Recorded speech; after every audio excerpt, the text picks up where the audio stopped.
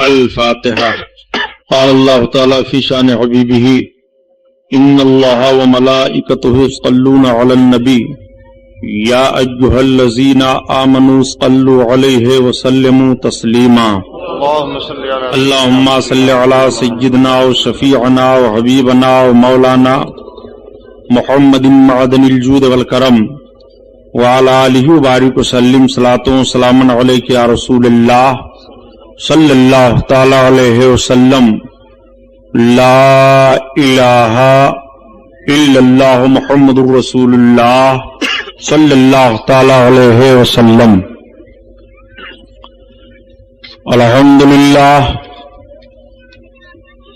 الحمدللہ رب العالمین.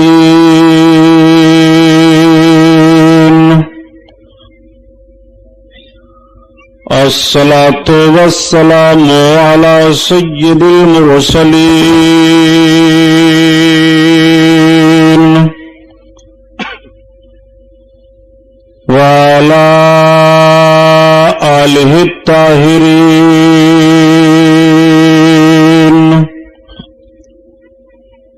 وأصحابه المطهرين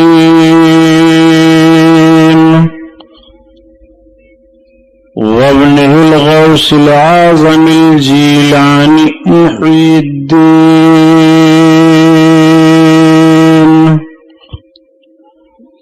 وأهل بيته أجمعين. أما بعد فأعوذ بالله من الشيطان الرجيم. بسم الله الرحمن الرحيم. قال الله تعالى في القرآن العظيم والفرقان الحميد قل يا أيها الناس إني رسول الله إليكم جميعا. صدق الله البصير القدير وصدق رسوله الرشيد النذير والحمد لله رب العالمين. لائق صد احترام علماء اہل سنت، قابل قدر سامعین حضرات، آئیے ہم اور آپ سب سے پہلے اپنے اور ساری کائنات کے مرکزی عقیدت حضور رحمت للعالمین شفیع المذنبین رسول گرامی وقار محبوب پروردگار دونوں عالم کے مالک و مختار حضور محمد الرسول اللہ صلی اللہ تعالی علیہ وسلم کے دربار پر انوار میں درود شریف کا نذرانہ پیش فرمائیں. پڑھیے بلند آواز سے. اللہم صلی علی سیدنا مولانا محمد معدن الجود والکرم وعلی آلہ وبارک وسلم صلاۃ و سلام علیک یا رسول اللہ صلی اللہ تعالی علیہ وسلم. خیر و برکت کے لیے پورا مجمع اور پڑھ لیجئے درود پاک. اللہم صلی علی سیدنا مولانا محمد معدن الجود والکرم وعلی آلہ وبارک وسلم صلاۃ و سلام علیک یا رسول اللہ صلی اللہ تعالی علیہ وسلم. حضرات، آج کا یہ عظیم الشان جشن رحمت للعالمین کا پروگرام جو بھیندر بمبئی کی سرزمین پر منعقد ہے مدرسہ اہل سنت غریب نواز کی جانب سے، جس میں ہم اور آپ شرکت کی سعادت حاصل کیے ہوئے ہیں، مبارکباد کے لائق ہیں حضرت مولانا محمد عثمان اور کمیٹی کے صدر محمد علی اور جملہ ان کے احباب و اعوان کہ ایسے پرفتن ماحول میں عظیم الشان جشن کا اہتمام کر کے اپنی غلامی کا ثبوت پیش فرمایا. اسٹیج پر جلوہ افروز جملہ علماء اہل سنت ذوی احترام، جس میں حضرت علامہ مفتی شعبان علی صاحب قبلہ، خطیب ملت حضرت علامہ عبدالحقیق خان صاحب قبلہ اور عمدۃ العلماء حضرت علامہ عبدالجبار صاحب، حضرت مولانا منظور صاحب، شورائے کرام اور یہ علماء اسلام جلوہ افروز ہیں. ابھی آپ نے ان کے بیانات کو سماعت کیا. حضرت مولانا سراج احمد صاحب قبلہ بستوی چشتی کا بیان، حضرت مولانا عبداللہ عارف صاحب صدیقی کا بیان اور حضرت مفتی صاحب قبلہ کا. کافی عرصہ سے آپ بیان سماعت کر رہے ہیں۔ حضرات، آج کا یہ ایسا ماحول، پرمیشن وغیرہ کی دقت ہوتی ہے، لیکن وہ علماء ہیں، ان کے بیانات ہوں تو آپ زیادہ سے زیادہ وقت دے کر کے ان کی باتوں کو سنیں اور عمل کرنے کی کوشش کریں۔ آئیے حسب معمول نعت پاک رسول صلی اللہ تعالی علیہ وسلم کے کچھ اشعار مجھ سے بھی آپ سماعت فرما لیں، اجازت ہو تو پڑھ لیں۔ طبیعت غم میں گھبرائے تو طیبہ یاد کر لینا، سبحان اللہ، تو طیبہ یاد کر لینا۔ طبیعت غم میں گھبرائے تو طیبہ یاد کر لینا، تو طیبہ یاد کر لینا۔ طبیعت غم میں گھبرائے تو طیبہ یاد کر لینا، کوئی مشکل مقام آئے تو طیبہ یاد کر لینا، تو طیبہ یاد کر لینا۔ کوئی مشکل مقام آئے تو طیبہ یاد کر لینا، تو طیبہ یاد کر لینا۔ خزاں کے بعد جب ہریالی پھیلے سرخیاں پھوٹیں، خزاں کے بعد جب ہریالی پھیلے سرخیاں پھوٹیں، کوئی غنچہ چٹک جائے تو طیبہ یاد کر لینا، تو طیبہ یاد کر لینا۔ کوئی مشکل مقام آئے تو طیبہ یاد کر لینا، تو طیبہ یاد کر لینا۔ زمیں پیاسی ہو جھل سے جا رہے ہوں کھیت کے پودے، زمیں پیاسی ہو جھل سے جا رہے ہوں کھیت کے پودے، زمیں پیاسی ہو جھل سے جا رہے ہوں کھیت کے پودے، اگر پانی برس جائے تو طیبہ یاد کر لینا۔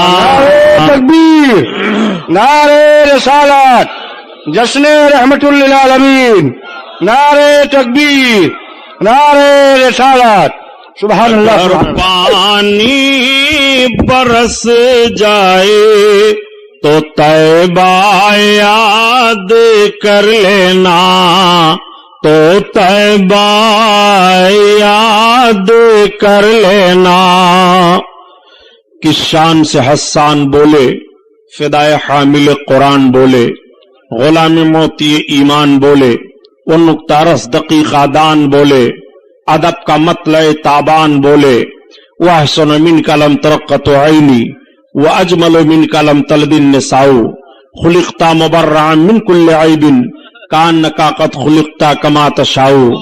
ہزار بار بشویم دہنز مشکو گلاب، ہنوز نام تو گفتن کمال بے ادبیست۔ حضرات، آج سے 1421 برس کا جائزہ لیا جائے کہ اس دنیا میں اس سے پہلے بھی انسانوں کی کمی نہیں تھی۔ دنیا کے گوشے گوشے میں ابن آدم پائے جا رہے تھے، کوئی ایسا خطہ اور چپا نہیں تھا کہ جہاں پر انسان آباد نہ ہو. یہ انسان بجائے ایک معبود حقیقی کی عبادت کرنے کے نہ جانے کتنے معبودان باطل کی پرستش میں مبتلا تھے. یہ انسان اپنے معبود کی عبادت کرنے کے بجائے جب سویرے سویرے اگتے ہوئے سورج پر اس کی نظر پڑتی تو سورج کی شعاؤں کو دیکھ کر اس کے سامنے اپنی پیشانی کو جھکا دیتا، اور جب سورج ڈوب جاتا رات کی تاریکی میں چاند کی چاندنی پھیلتی تو یہ انسان کہتا ہے یہ چاند تو میرا معبود ہے. جب یہ سمندر کے کنارے سمندر کی لہروں کو دیکھتا تو کہتا تو میرا معبود ہے. جب بڑے بڑے پہاڑ کے ٹیلوں پر اس کی نگاہ جاتی تو کہتا تو میرا معبود ہے. جب یہ آگ کے شعلوں پر نگاہ ڈالتا تو کہتا تو میرا معبود ہے. جب یہ ہرے بھرے لہلہاتے پودوں کو دیکھتا تو کہتا تو میرا معبود ہے. عربستان سے لے کر کے اور ہندوستان تک کفر و گمراہی کے بادل چھائے ہوئے تھے، بلکہ جس ملک میں ہم اور آباد ہیں اس ہندوستان میں 32 کروڑ معبودان باطل کی عبادت ہو رہی تھی. کنکر پتھر مکھی مچھر پیڑ پودے ہوا فضا ان سب کو معبود مانا جا رہا تھا. معاذ اللہ یہ انسان اپنے معبود کی عبادت کرنے کے بجائے عبادت کے معاملوں میں اتنا ذہن و فکر اعتقاد کی بنیاد پر گر چکا تھا، اخلاقی طور پر انسان اتنا گرا ہوا تھا کہ جس ہندوستان میں ہم اور آباد ہیں اس ہندوستان میں سگی بہنوں کے ساتھ شادیاں کی جا رہی تھی، بچیوں کا بھیٹ چڑھایا جا رہا تھا، لڑکیاں دریاؤں میں ڈالی جا رہی تھی. جوان لڑکی کا شوہر مر جاتا تو اسے دوسری شادی کرنے کی اجازت نہیں تھی، بلکہ اس کے شوہر کی چتا پر اس کو یا تو جل بھون کر کے بھسم ہو جانا تھا، اور یا اگر وہ زندہ رہنا چاہتی تو ایک مکان میں اسے قید کر دیا جاتا. وہ مکان میں 6 مہینہ تک قید رہتی، ضروریات زندگی اس کے لیے وہیں پیش کیے جاتے. اگر زندہ نکلتی تو اس کے چہرے پر کالک لگا کر کے جانوروں پر بیٹھا کر کے اسے گھمایا جاتا، اور یہ ذہن و فکر دینے کی کوشش کی جاتی کہ یہ منحوس لڑکی تھی. اس ہندوستان کا وہ رواج تھا. اور عربستان کا حال تو یہ تھا کہ بعض قبیلوں میں بچیوں کی پیدائش کو بہت منحوس سمجھا جاتا تھا. اگر بچی پیدا ہو جاتی تو باپ ماں کی گود سے اس کو چھین لیتا تھا، اور چھیننے کے بعد لے جاتا ایک میدان میں گڑھا کھود کر کے باپ اپنی بچی کو وہیں سلا دیتا اور اپنے قدم کو اس کے گلے پر رکھ کر کے دباتا، اس کی زبان نکل آتی، وہ بچی چیخ مارتی، باپ کے آنکھوں میں آنکھیں ملاتی، مگر باپ کے آنکھوں سے آنسو گرنے کے بجائے خون ٹپکنے لگتے، اس کے ماتھوں پر غصہ سے پسینہ آ جاتا. وہ ظالم باپ اپنے ظالم ہاتھ سے اس بچی کو زندہ درگور کر دیا کرتا تھا. یہ ہمیں تاریخ بتا رہی ہے. انسان اس بھیانک ماحول میں مبتلا تھا کہ شرافت و تقدس کے ساتھ جیون بتانے کے لیے سب ترس رہے تھے. اگر کوئی بچہ یتیم ہو جاتا تو بجائے اس بچہ کی پرورش کرنے کے اس کی ساری جائیداد پر ناجائز قبضہ کر لیا جاتا اور اس بچے کو غلام بنا لیا جاتا تھا. غلامی کی زنجیر میں وہ بچہ جکڑ دیا جاتا. عورتیں سسکیاں لے رہی تھی، سماج میں ان کو جینے کا کوئی حق نہیں تھا. ایک امیر غریب کو ستاتا تھا، ایک نوجوان غلامی کی زنجیروں میں جکڑا ہوا اپنے جیون کو بتانے کے لیے آزادی کے ساتھ ترس رہا تھا. یہ ماحول زندگی کا پایا جا رہا تھا. انسان دولت ہوتے ہوئے بھی ناخوشگوار ماحول میں اپنی زندگی کو گزارتا ہوا دکھائی دے رہا تھا. عورتیں آہیں لے رہی تھی، بچیاں سسکیاں لے کر کے جان جانے آفری کے سپرد کر دیتی تھی. انسان چین و سکون کے ساتھ اپنے جیون کو نہیں بتا پا رہا تھا. شراب خوری کی عادت تو اس طرح سے پڑ گئی تھی کہ لقمہ پر شراب کی عادت پڑی ہوئی تھی. شراب پی کر کے اپنی ضروریات زندگی میں مبتلا ہوا کرتے تھے اور زنا کرنا اپنے لیے اپنے آپ کو بہادری کا کام سمجھتے تھے. معاذ اللہ برائیوں کا بھی بے شمار ماحول تھا، بے حیائیاں پھیلی ہوئی تھی. ایک معبود کی عبادت کرنے کے نہ جانے کتنے معبودان باطل معاذ اللہ پوجے جا رہے تھے.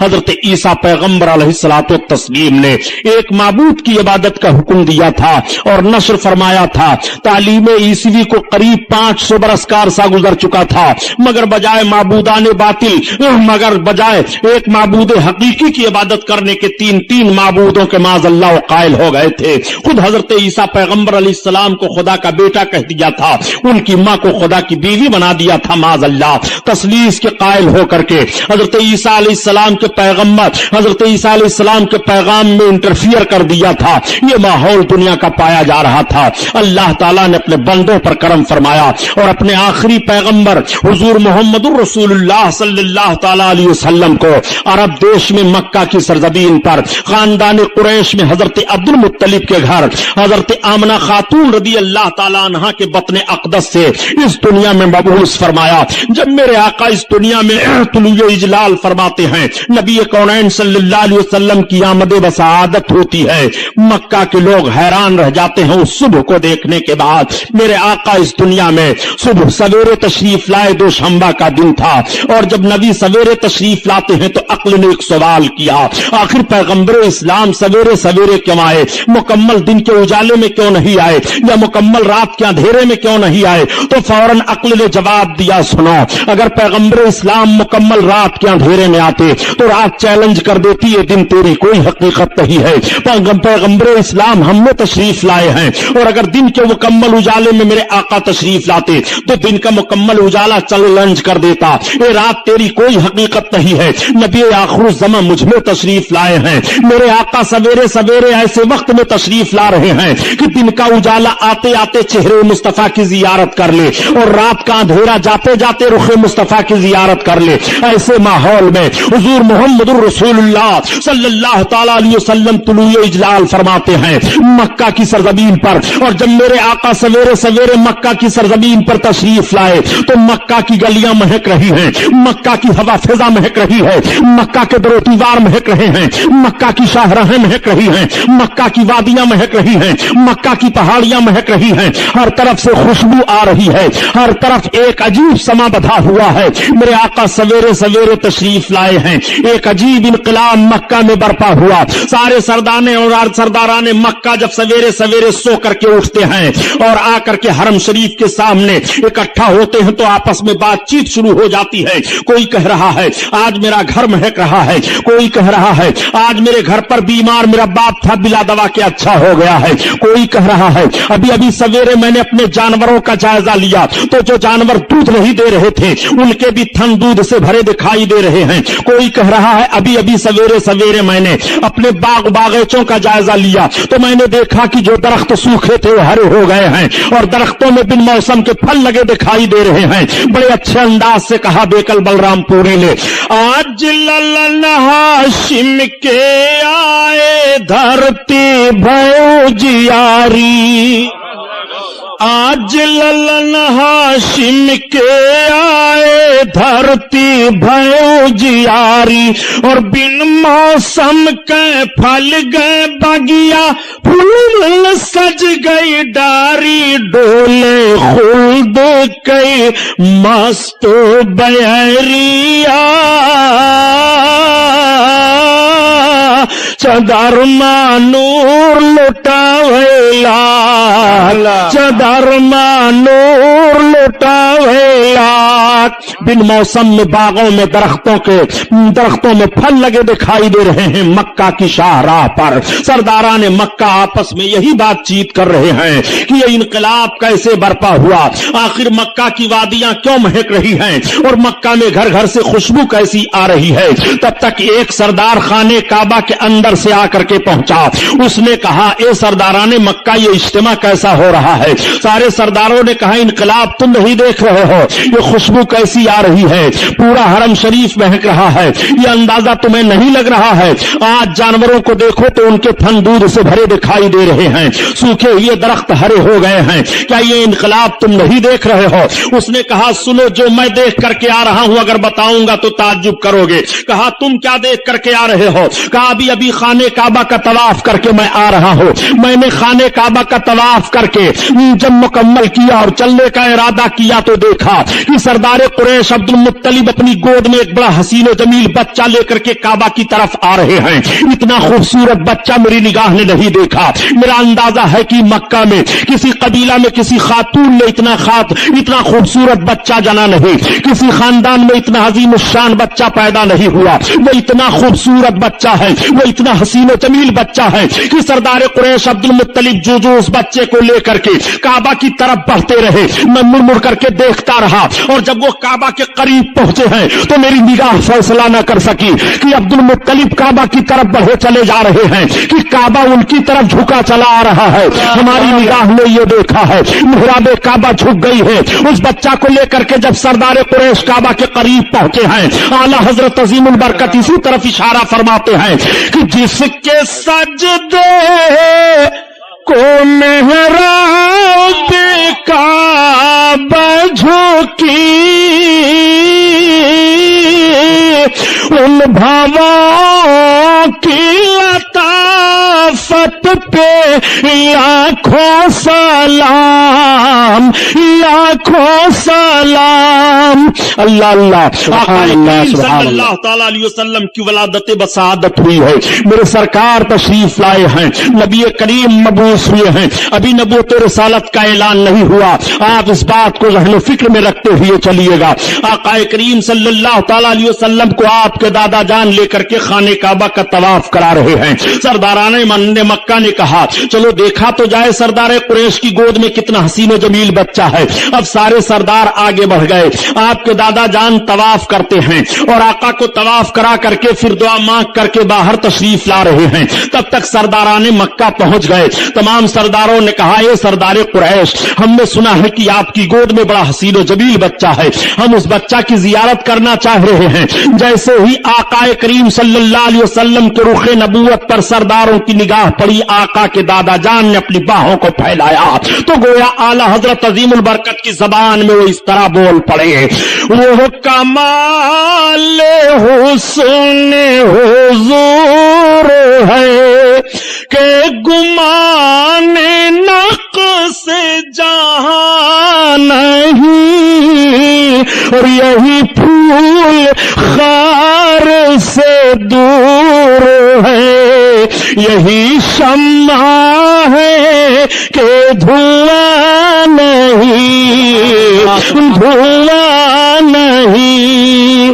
وہ ہنسی کیا جو فتنے اٹھا کر چلے اٹھا کر چلے, ہاں ہنسی تم ہو فتنے مٹا کر چلے مٹا کر چلے. آقا کریم صلی اللہ علیہ وسلم کے حسن کو دیکھنے کے بعد سرداران مکہ نے کہا آج تک ہم لوگوں نے اتنا حسین و جمیل بچہ نہیں دیکھا. واقعی مکہ میں کسی خاندان میں کسی عورت نے اتنا خوبصورت بچہ نہیں جنا, کسی قبیلہ میں اتنا عظیم الشان بچہ نہیں آیا. یہ بہت عظیم الشان بچہ ہے, عظیم ہستی والا ہے. سارے سردار یہ کہتے ہوئے زیارت کر کے واپس چلے جا رہے ہیں. دادا جان نے آقا کو اماں کی گود میں پیش کر دیا. حضرت آمنہ خاتون سرکار کو اپنی گود میں لے رہی ہیں اور لے کر کے آقا کریم کے رخ نبوت کی زیارت فرما رہی ہیں. عورتیں اکٹھا ہو جاتی ہیں اور مبارکباد پیش کر رہی ہیں, اے آمنہ آج تک ہماری نگاہوں نے اتنا خوبصورت بچہ نہیں دیکھا, تمہیں مبارک ہو. اگر حضرت عبداللہ ہوتے تو ان کی آنکھیں ٹھنڈی ہو جاتی. پورے قبیلہ پورے مکہ میں قبیلے قریش میں کسی عورت نے اتنا خوبصورت بچہ نہیں جنا. ہر طرف تعریف ہو رہی ہے, مکہ کی گلیاں مہک رہی ہیں, مکہ کی پوری وادیوں سے خوشبو آ رہی ہے. حضرت آمنہ خاتون کا مکان مہک رہا ہے اور بھینی بھینی خوشبو پھوٹ رہی ہے. اعلی حضرت عظیم البرکت اسی طرف اشارہ فرماتے ہیں کہ بھینی خوشبو سے مہک جاتی ہیں گلیاں اللہ, سبحان اللہ, خوشبو سے مہک جاتی ہے گلیاں واللہ, اور کیسے پھولوں میں بسائے ہیں تمہارے گیسو تمہارے گیسو. اللہ اللہ. آقا کریم صلی اللہ علیہ وسلم کی ولادت بسعادت پر سارا مکہ مہک رہا ہے.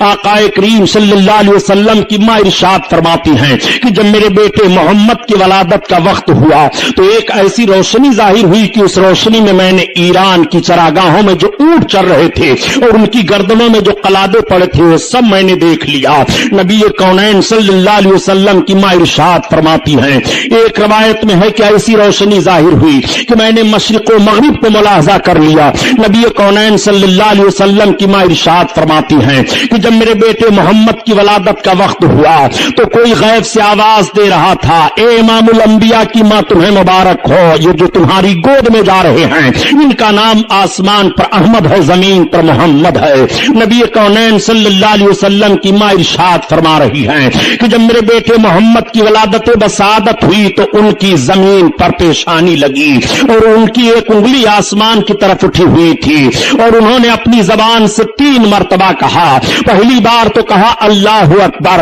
اور دوسری بار کہا الحمدللہ کثیرا، اور تیسری بار میرے بچے نے کہا اللہم رب حب لی امتی۔ آقا کریم صلی اللہ علیہ وسلم ہم گنہگاروں کو پیدا ہوتے ہی یاد فرما رہے ہیں۔ اعلی حضرت عظیم البرکت اسی طرف اشارہ فرماتے ہیں کہ پہلے سجدے پہ روزے ازل سے درود، پہلے سجدے پہ روزے ازل سے درود اور یادگاری امت پہ لاکھوں سلام، لاکھوں سلام۔ اللہ اللہ، آقا کریم صلی اللہ تعالی علیہ وسلم کی ولادت بسعادت ہوئی ہے۔ آپ ذرا ملاحظہ فرمائیے اور اس بات کو بھی ذہن و فکر میں رکھتے ہوئے چلیے گا کہ ابھی نبوت رسالت کا اعلان نہیں ہوا ہے۔ جب اس پار کا یہ عالم ہے اس پار کا عالم کیا ہوگا؟ میرے آقا صلی اللہ تعالی علیہ وسلم کی ماں سے ایک یہودیہ عورت نے سوال کیا، اے آمنہ خاتون، اس وقت مکہ میں تو تیل کی بڑی قلت ہے، مگر یہ بتاؤ کہ تمہارے گھر میں رات بھر روشنی کیسے رہتی ہے؟ تو نبی کی ماں بیان فرماتی ہیں کہ جب سے میرے بچے محمد کی ولادت بسعادت ہوئی ہے میں نے اپنے مکان میں چراغ جلایا ہی نہیں ہے۔ نبی کونین صلی اللہ تعالی علیہ وسلم کے نور کی وہ روشنی پھیلی ہوئی ہے، میرے آقا کی وہ مقدس عظمت ہے۔ آقا کریم صلی اللہ تعالی علیہ وسلم کی شان ملاحظہ فرمائیے، ابھی نبوت رسالت کا اعلان نہیں ہوا ہے۔ نبی کونین صلی اللہ تعالی علیہ وسلم کے ولادت کے وقت آپ کی ماں کے پاس جو عورتیں جمع تھیں ان عورتوں کا بیان سنیے۔ وہ عورتیں بیان کر رہی ہیں کہ جب آمنہ خاتون کو ولادت کا وقت ہوا، محمد پیدا ہوئے، تو اس وقت ہم عورتیں ان کے مکان میں موجود تھی۔ مکان کے صحن میں ہم نے یہ دیکھا کہ آسمان سے چاند اور ستارے جھکے چلے آ رہے ہیں، ایسا لگ رہا تھا کہ مکان کے صحن میں چاند اور ستارے گر پڑیں گے۔ اس طرح سے جھکے چلے آ رہے تھے محمد کی ولادت پر، آپ کی پیدائش پر۔ اعلی حضرت عظیم البرکت اسی طرف اشارہ فرما رہے ہیں کہ صبح طیبہ میں ہوئی بٹتا ہے باڑا نور کا، اور صدقہ لینے نور کا آیا ہے تارا نور کا۔ مکہ کی سرزمین پر سویرے سویرے نور کی خیرات بٹ رہی ہے، مکہ کی سرزمین پر سویرے سویرے نور لٹایا جا رہا ہے۔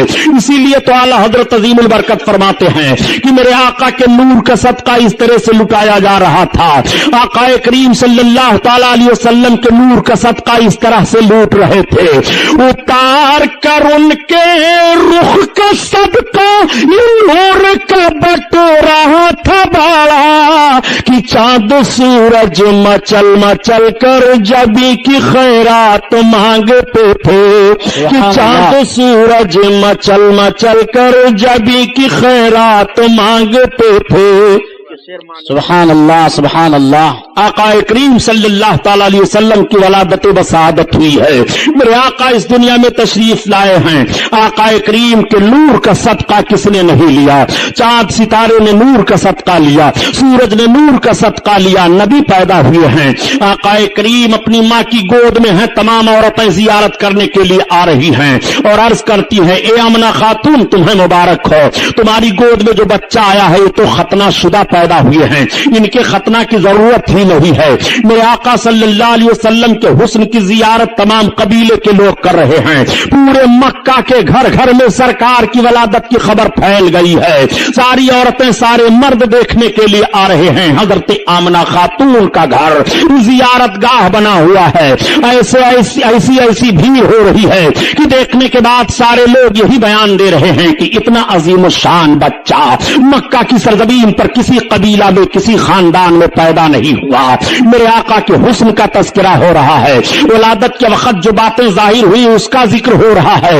اس وقت کا دستور یہ تھا کہ باہر سے عورتیں آتی تھیں، دودھ پلانے کے لیے بچوں کو لے جایا کرتی تھی، مالدار گھر کے بچوں کو عورت حاصل کر لیتی، اس عورت کو مالدار خرید لیتا تھا کہ تمہارا سارا دودھ میرا بچہ پیے گا، میرے بچے کی تمہیں پرورش کرنی ہے۔ اس نوعیت کے تحت مکہ کی سرزمین سے 12 گھاٹیوں کے اس پار ایک آبادی تھی، قبیلے سات کی آبادی، جہاں کے لوگ غربت و افلاس کے مارے ہوئے تھے، قحط سالی کے شکار ہوا کرتے تھے، ان میں بیماریاں پھیلی ہوئی تھی، وہ بہت پریشان حال تھے۔ 10 عورتیں تیار ہوئی کہ چلو مکہ میں مالدار گھروں پر بچوں کی پیدائش ہوئی ہے، وہاں سے بچے لے آئے جائیں اور دودھ پلا کر کے خدمت کی جائے، انعام و اکرام ملیں گے، اجرت حاصل ہوگی۔ انہی 10 عورتوں میں حضرت حلیمہ سعدیہ بھی ہیں۔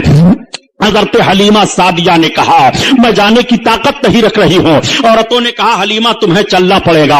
حلیمہ نے کہا دیکھو آج کئی روز کی میں بھوکی ہوں، پانی پر گزارا کر رہی ہوں، میری سواری کا جانور بھی بڑا کمزور ہو چکا ہے۔ عورتوں نے کہا نہیں حلیمہ تمہیں چلنا پڑے گا۔ حضرت حلیمہ کو بھی عورتوں نے تیار کر لیا، اب حلیمہ سے سواری پر سوار ہو کر کے چلی ہیں، مگر قافلہ کی عورتوں کی سواریاں طاقتور تھی، وہ آگے نکل جاتی ہیں، حلیمہ کی سواری پیچھے رہ جاتی ہے۔ راستے میں 7 جگہوں پر حلیمہ کی سواری کمزوری کی بنیاد پر بیٹھ جاتی ہے۔ تمام عورتوں تو مکہ میں پہنچ کر کے مالدار گھروں پر جا کر کے بچوں کو حاصل کر لیتی ہیں، مگر حلیمہ دیر میں پہنچی۔ حلیمہ جب پہنچنے کے بعد ایک دو گھروں کا جائزہ لیتی ہیں، پتہ یہ چلا کہ بچے خالی نہیں ہیں۔ حلیمہ پھر دوسرے گھر پر جاتی ہیں، پتہ چلا یہاں پر بھی کوئی بچہ نہیں ہے۔ کئی گھروں کا جائزہ لینے کے بعد حلیمہ مایوس ہو جاتی ہیں، تب تک ساتھ میں آنے والی ایک عورت مل گئی۔ حلیمہ سے پوچھا حلیمہ تمہیں کوئی عورت میں بچہ ملا کہ نہیں ملا؟ حلیمہ نے کہا مجھے کوئی بچہ نہیں ملا۔ اس عورت نے کہا حلیمہ سنو، وہ دیکھو جو سامنے حویلی دکھائی دے رہی ہے، وہ سردار قریش عبد المطلب کی بڑی حویلی ہے، اس میں ایک مکان ہے، وہاں پر چلی چلو اے حلیمہ، وہاں ایک ایسا بچہ ہے جن کے ہو رہی ہے، وہ بچہ یتیم ہے۔ اس عورت نے تو یہی کہا، مگر اسے کیا معلوم کہ وہ یتیموں کو سہارا دینے والے ہیں، وہ یتیموں کے غمخوار ہیں، وہ یتیموں کے چارہ جو ہیں۔ آقا کریم صلی اللہ تعالی علیہ وسلم کا پتہ وہ عورت حلیمہ کو بتا رہی ہے۔ اس عورت نے کہا اے حلیمہ اگر مجھے کوئی بچہ نہ ملا ہوتا تو میں اسی بچہ کو لیتی۔ حلیمہ نے کہا میں نے بھی کئی گھروں پر ان کا ذکر سنا ہے، چلو مجھے لے چلے۔ حلیمہ سعدیہ کو عورت سردار قریش حضرت عبد المطلب کے پاس لے جاتی ہے، اور جب آپ عبد المطلب کے پاس پہنچی اور اپنا مدعا بیان کرتی ہیں تو حضرت عبد المطلب نے حضرت حلیمہ کو حضرت آمنہ خاتون کے پاس پہنچا دیا۔ اب آپ حضرت آمنہ خاتون کے پاس پہنچ کر اپنے انداز سے سلام عرض کرتی ہیں اور عرض کرتی ہیں اے بہن آمنہ خاتون، میں نے سنا ہے کہ آپ کی گود میں بڑے حسین و جمیل ہیں، آئے ہوئے ہیں، میں ان کی خدمت کے لیے تیار ہوں، میں قبیلے سات کی غریب عورت ہوں، مفلس و قلاش ہوں، میں اس لیے آئی ہوں تاکہ آپ کے بچے کی خدمت کروں، ہمیں مناسب اجرت مل جائے۔ حضرت آمنہ خاتون کی آنکھیں آنسوؤں سے بھر جاتی ہیں، آنسو ٹپکنے لگے۔ حضرت حلیمہ نے کہا بہن رونے کا سبب کیا ہے؟ حضرت آمنہ خاتون فرماتی ہیں اے حلیمہ جس مقصد سے تم آئی ہو تمہارا مقصد نہیں حل ہو پائے گا، تم انعام و اکرام اور اجرت کی لالچ میں آئی ہو، مگر تمہیں زیادہ اجرت اور زیادہ انعام نہ مل پائے گا، اس لیے اے حلیمہ ان کی پیدائش سے پہلے ان کے باپ کا انتقال ہو چکا ہے۔ حضرت حلیمہ نے کہا اے بہن اب ہمیں انعام اور اجرت کی لالچ نہیں رہ گئی ہے، میں نے آپ کے شہزادے کی بڑی تعریفیں سن لی ہیں، میں چاہتی ہوں کہ آپ کے شہزادے مجھے مل جائیں اور میں دودھ پلا کر کے ان کی خدمت انجام دے لوں۔ میرے آقا اس وقت سو رہے تھے۔ حضرت حلیمہ سعدیہ نے عرض کیا بہن یہ تو بتاؤ کہ شہزادے گرامی وقار ہیں کہاں؟ آقا کریم کے جسم اطہار پر ایک چادر شریف ڈال دی گئی ہے۔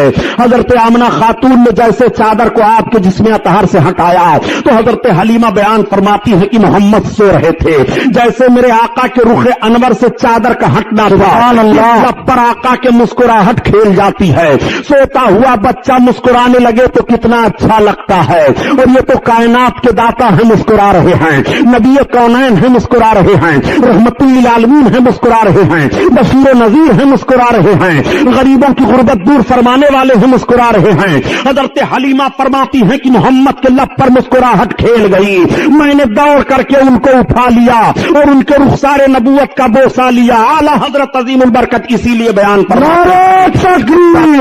پتلی گولے قدس کی پتیاں ان لبوں کی نزاکت پہ لاکھوں سلام, لاکھوں سلام. اللہ اللہ. آقا کریم صلی اللہ تعالی علیہ وسلم کو حضرت حلیمہ سعدیہ اپنی گود میں اٹھا لیتی ہیں اور اٹھانے کے بعد چوم رہی ہیں, پیشانی اقدس کو چوم رہی ہیں اور عرض کرتی ہیں, اے بہن واقعی آج تک میری نگاہ کیا تمام عورتیں بیان دے رہی ہیں کہ اتنا حسین و جمیل بچہ مکہ میں کسی خاندان میں پیدا نہیں ہوا. حضرت حلیمہ سعدیہ سرکار کو لے کر کے بیٹھ گئی اور دودھ پلانے لگی. حضرت حلیمہ نے اپنے داہنی پستان کو پیش کیا, میرے آقا نے دودھ پی لیا. حضرت حلیمہ نے جب بائیں پستان کو پیش کیا تو سرکار نے دودھ پینا چھوڑ دیا. پھر حضرت حلیمہ نے داہنے پستان کو پیش کیا, میرے آقا نے پی لیا. اور بائیں کو پیش کیا, پھر سرکار نے چھوڑ دیا. اب حلیمہ کی سمجھ میں بات آ گئی. حلیمہ اس وقت دو بچوں کو دودھ پلا رہی تھی. ایک تو آقا کو پلا رہی تھی, دوسرے ایک شہزادے کو اور پلا رہی تھی. اگر میرے آقا دونوں پستان کا دودھ پی لیتے تو دوسرا پینے والا دودھ محروم رہ جاتا. سرکار نے یہ فطری انصاف پیش کیا ہے اور حق والے کا حق ادا فرما دیا ہے. میرے آقا یہی سے ذہن و فکر دے رہے ہیں کہ جس کو قربت ہو تو قربت کا لحاظ کرتے ہوئے قریبی اور قربت والوں کو حق کس طرح سے دینا چاہیے. نبی کونین صلی اللہ تعالی علیہ وسلم نے دودھ نہیں پیا, صرف داہنے پستان کا پیا, اور وہ بھی طبی نقطہ نظر سے. ماں کے داہنے پستان میں دودھ کم ہوتا ہے اور بائیں میں زیادہ ہوتا ہے. جس میں دودھ کم ہے نبی کونین اسے استعمال فرما رہے ہیں, اور جس پستان میں دودھ زیادہ ہے سرکار دوسرے پینے والے کے لیے چھوڑ رہے ہیں. اعلیٰ حضرت عظیم البرکت اسی طرف اشارہ فرماتے ہیں کہ بھائیوں کے لیے ترک پستا کریں, دودھ پیتے کی نسبت پہ لاکھوں سلام, لاکھوں سلام. اللہ اللہ. حضرت حلیمہ سعدیہ سرکار کو اپنی گود میں لے کر کے بیٹھی ہوئی باتیں کر رہی ہیں. نبی کی ماں ارشاد فرماتی ہیں, اے حلیمہ سنو, یہ میرا بچہ عام بچوں کی طرح سے نہیں ہے. حلیمہ سنو, جب میرے بچے کی ولادت ہوئی ہے تو جس طرح ماؤں کو تکلیف ہوتی ہے بچوں کی پیدائش پر, مجھے تکلیف کا کچھ احساس نہیں ہوا. نبی کی ماں بیان فرماتی ہیں, اے حلیمہ میرا بچہ جب پیدا ہوا اور ان کے دادا جان جب لے کر کے کعبہ کی طرف گئے ہیں تو کعبہ جھک گیا ہے. اے حلیمہ جب میرا بچہ پیدا ہوا تو میرے مکان کے صحن میں آسمان سے چاند اور ستارے جھکے چلے آ رہے تھے. میرا بچہ عام بچوں کی طرح سے نہیں ہے. حلیمہ سے حضرت آمنہ خاتون بیان فرماتی ہیں, اے حلیمہ جب میرے بچے کی ولادت ہوئی تو اچانک میرا بچہ میری گود سے غائب ہو گیا. ایک بادل کا ٹکڑا آیا اور اس میں میرا بچہ چلا گیا. تھوڑی دیر کے بعد آواز آ رہی تھی, یہ امام الانبیاء ہیں, مشرق و مغرب کی سیر کرا دو, سارے عالم کو انہیں دکھا دو. اور اس کے تھوڑی دیر کے بعد بادل کا ٹکڑا میری گود میں آ گیا, میرا بچہ میری گود میں آیا. حلیمہ میرا بچہ عام بچوں کی طرح سے نہیں ہے. نبی کی ماں بیان فرماتی چلی جا رہی ہیں, حلیمہ کی محبت بڑھتی چلی جا رہی ہے. حلیمہ نے کہا, اے آمنہ خاتون میں نے مان لیا کہ آپ کا بچہ عام بچوں کی طرح سے نہیں ہے, یہ بچہ کوئی عظیم انسان ہے. اے آمنہ اب ہمارے ساتھ کی عورتیں جانے کی تیاری کر رہی ہیں, ہمیں بھی اجازت دو. نبی کونین صلی اللہ تعالی علیہ وسلم کی ماں آقا کو اپنی گود میں لیتی ہیں اور لینے کے بعد پیار کرتی ہیں, اور اس کے بعد حضرت حلیمہ خاتون کی گود میں بھیگی پلکوں کی چھاؤں میں دے دیا. حضرت آمنہ خاتون کی آنکھوں سے آنسو ٹپک رہے ہیں محبت کے. حلیمہ خاتون اپنی گود میں سرکار کو کو لیتی ہیں اور لینے کے بعد جب وہ چلنے لگتی ہیں اپنی سواری کے قریب آئیں تو وہی سواری حلیمہ کی ہے کہ پہلے جب حلیمہ آ رہی تھی تو وہ سواری کمزوری کی بنیاد پر راستے میں 7 جگہوں پر بیٹھ گئی تھی، لیکن اب حلیمہ خاتون جب اس سواری پر سوار ہو رہی ہیں تو اس سواری میں اتنی طاقت پیدا ہو جاتی ہے اور اس طرح تیز رفتار وہ سواری جا رہی ہے کہ تمام سواریوں سے آگے نکل جاتی ہے اور راستہ مہکتا چلا جاتا ہے۔ خاتون سے پوچھا لوگوں نے، عورتوں نے، اے حلیمہ خاتون یہ تو بتاؤ کیا تو نے مکہ میں سواری کو بدل دیا ہے؟ تو حضرت حلیمہ خاتون نے فرمایا نہیں میں نے سواری نہیں بدلی ہے، البتہ سوار بدل گیا ہے۔ یہ سردار قریش عبد المطلب کے پوتے محمد ابن عبداللہ کے چلنے کی برکت ہے۔ اور اے آمنہ، اے حلیمہ خاتون یہ راستہ کیوں مہک رہا ہے؟ تو حضرت حلیمہ فرماتی ہے کہ انہی کے چلنے کی وجہ سے راستہ مہک رہا ہے، میں نے مکہ میں کوئی خوشبو نہیں خریدی ہے۔ اعلیٰ حضرت عظیم البرکت اسی طرف اشارہ فرما رہے ہیں کہ ان کی مہک نے دل کے غنچے کھلا دیے ہیں، ان کی مہک نے دل کے غنچے کھلا دیے ہیں، جس راہ چل گئے ہیں کوچے بسا دیے ہیں، کوچے بسا دیے ہیں۔ حضرت حلیمہ سعدیہ سرکار کو لے کر کے چل رہی ہیں اور 12 پہاڑیوں کو گزر کر کے حضرت حلیمہ سعدیہ اپنی آبادی کے قریب پہنچ رہی ہیں، مگر ان 12 پہاڑیوں کا بھی نقشہ ملاحظہ فرمائیے۔ حضرت حلیمہ سعدیہ جس پہاڑی سے بھی گزر رہی ہیں، اگر پہاڑ کے اوپر کوئی سوکھا درخت ہے تو ہرا ہو جاتا ہے، اگر پہاڑیوں کے درمیان ان جھاڑیوں میں جانور چر چگ رہے ہیں تو حلیمہ کی سواری دیکھنے کے بعد وہ سارے جانور سامنے سے ہٹ جایا کرتے تھے اور حلیمہ کی سواری کو دیکھا کرتے تھے، گویا وہ جانور بھی سمجھ رہے ہیں کہ نبی کونین جا رہے ہیں ان کی زیارت کر لو، رحمت للعالمین جا رہے ہیں ان کی زیارت کر لو، آقا کریم سوار ہو کر کے جا رہے ہیں آگے سے ہٹ جاؤ۔ آقا کریم صلی اللہ تعالی علیہ وسلم کو لے کر کے جب حضرت حلیمہ سعدیہ اپنی آبادی میں پہنچی ہیں تو ان کی پوری آبادی مہکنے لگی ہے۔ آبادی کے لوگ قحط سالی کے شکار ہو گئے تھے، مگر بارش ہو جاتی ہے اور پوری آبادی پانی سے سیراب ہو جاتی ہے، تمام درخت لہلہانے لگتے ہیں اور تمام درختوں میں پھل آ جاتے ہیں۔ حضرت حلیمہ خاتون اپنے شوہر سے کہتی ہیں کہ جانوروں کا دودھ نکالو، اور جب وہ جانوروں کا دودھ نکالتے ہیں تو سارے جانوروں کے تھن خشک ہو گئے تھے، مگر سارے جانوروں کے تھن دودھ سے بھرے ہوئے ہیں۔ وہ دودھ نکالتے ہیں تو ان کے گھر کا سارا برتن دودھ سے بھر جاتا ہے۔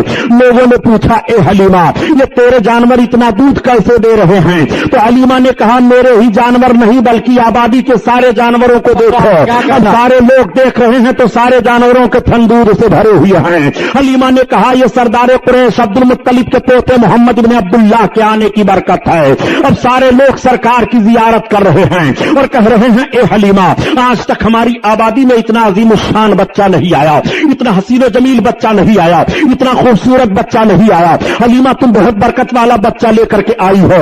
سارے لوگ حلیمہ کو مبارکباد پیش کر رہے ہیں اور کہہ رہے ہیں اے حلیمہ واقعی تو مبارکباد کے لائق ہے کہ سردار قریش کا یہ پوتا تو لے کر کے آئی ہے، واقعی ان جیسا حسین و جمیل ہماری نگاہوں نے آج تک نہیں دیکھا، انہی کے آنے کی وجہ سے بارش ہوئی ہے، انہی کے آنے کی وجہ سے ہماری آبادی مہک رہی ہے، انہی کے آنے کی وجہ سے جانوروں کے تھن دودھ سے بھر گئے ہیں۔ حضرت حلیمہ سعدیہ جب سے سرکار کو لے کر کے اپنی آبادی میں پہنچی ہیں اس آبادی کے جانوروں کو بڑے بڑے شیر چیتے جانوروں کو اٹھا لے جاتے تھے، لیکن اب آج کی تاریخ سے کوئی جانور کسی جانور کو نہیں ستا رہا ہے، بلکہ دیکھا جا رہا ہے کہ شیر اور بکری ایک درخت کے نیچے پائے جا رہے ہیں، نہ تو بکری شیر کے خوف سے بھاگ رہی ہے اور نہ تو شیر بکری پر حملہ کر رہا ہے۔ آقا کریم صلی اللہ علیہ وسلم کی عظمت ملاحظہ فرماتے چلیے، حلیمہ سعدیہ کا گھر بھیڑ لگ گئی ہے، سارے لوگ دیکھنے کے لیے آ رہے ہیں اور کہہ رہے ہیں اے حلیمہ آج تک ہماری نگاہ نے اتنا خوبصورت بچہ نہیں دیکھا، اور اپنے گودوں میں بچوں کو لاتی اور کہتی ہے حلیمہ ان کا ہاتھ میرے بچے کے سر پر رکھ دو، تو حضرت حلیمہ خاتون آقا کریم صلی اللہ علیہ وسلم کا دست نبوت ان بچوں کے سر پر رکھ دیا کرتی تھی۔ میرے آقا صلی اللہ تعالی علیہ وسلم کے پاس جو بچہ لایا جاتا وہ نظر بد کا کبھی شکار نہیں ہوتا تھا، سارے بچوں کی بیماریاں دور ہو گئی. اور اپنے پیالوں میں پانی بھر بھر کر کے لاتی اور کہتی اے حلیمہ تو برکت والا جو بچہ لے کر کے آئی ہے ان کا ہاتھ اس پانی میں پیالے کے ڈال دو. حضرت حلیمہ سعدیہ سرکار کے دستے مبارک کو اس پانی میں پیالے کے ڈال دیا کرتی تھی. لوگ لے جاتے اور اس پیالے کے پانی کو پلاتے بیماروں کو تو بیمار اچھے ہو جایا کرتے تھے اور جانوروں پر چھڑکتے تو جانوروں کے دودھ زیادہ ہو جایا کرتے تھے. حلیمہ سعدیہ اس طرح سے عاجز ہو گئی اور پریشان ہو گئی. ایک بھیڑ لگی رہتی تھی پیالے میں پانی لے لے کر کے لوگوں کی. تو حلیمہ کی سمجھ میں ایک بات آئی کہ اس طرح سے بھیڑ پر میں قابو نہ پا سکوں گی, تمام پیالیاں چھوٹ جا رہی ہیں. حلیمہ سعدیہ نے اپنے دروازے پر ایک حوض کھود دیا اور اس حوض کو پانی سے بھر دیا اور اس میں سرکار کا پاؤں شریف ڈال دیا اور اعلان کر دیا کہ اب جس کو محمد کے پاؤں کا دھومن لے کر کے جانا ہو وہ اسی حوض سے لے کر کے جایا کرے. اعلیٰ حضرت عظیم البرکت اسی طرف اشارہ فرما رہے ہیں کہ جس کے تلووں کا دھوون ہے آب حیات ہے وہ جان مسیحا ہمارا نبی ہے وہ جان مسیحا ہمارا نبی. اللہ اللہ نعرہ رسالت. اب آپ ذرا غور فرمائیے, ابھی نبوت و رسالت کا اعلان نہیں ہوا اور سرکار کے مقدس پاؤں شریف کا دھون پیا جا رہا ہے, بیمار شفا پا رہے ہیں اور جانوروں پر ڈالا جا رہا ہے تو جانوروں کے دودھ زیادہ ہو رہے ہیں. حلیمہ سعدیہ فرماتی ہیں کہ جس طرح سے بچے سال میں بڑھتے ہیں, محمد کے جسمانی بڑھنے کا حال یہ تھا کہ وہ مہینے میں اتنا بڑھ رہے تھے. حلیمہ سعدیہ فرماتی ہیں کہ جب تک میں ان کو جی بھر کر کے دیکھ نہیں لیتی تھی مجھے سکون نہیں ملتا تھا. حضرت حلیمہ فرماتی ہیں کہ جیسے عام بچوں کی خدمت پر ماؤں کو تکلیف ہوا کرتی ہے مجھے اس طرح محمد کی خدمت پر کبھی بھی کوئی تکلیف نہ ہوئی. حلیمہ سعدیہ فرما رہی ہیں کہ جب وہ جسمانی جسم کے طور پر بڑھ رہے تھے تو ان کا حال یہ تھا کہ خوشبو تو پھیلتی ہی رہتی تھی اور جسم سے خوشبو آتی ہی تو رہتی تھی. میں جب بستر سے اٹھاتی تو بستر مہکتا رہتا تھا. اور اپنے آنے کے بعد کہتی ہے اے حلیمہ اے سعدیہ یہ تو کتنا مبارک اور خوشبودار بچہ لے کر کے آئی ہے کہ جس جگہ یہ لیٹے وہ جگہ مہک جاتی ہے, جس مکان میں یہ رہے وہ مکان مہک جاتا ہے.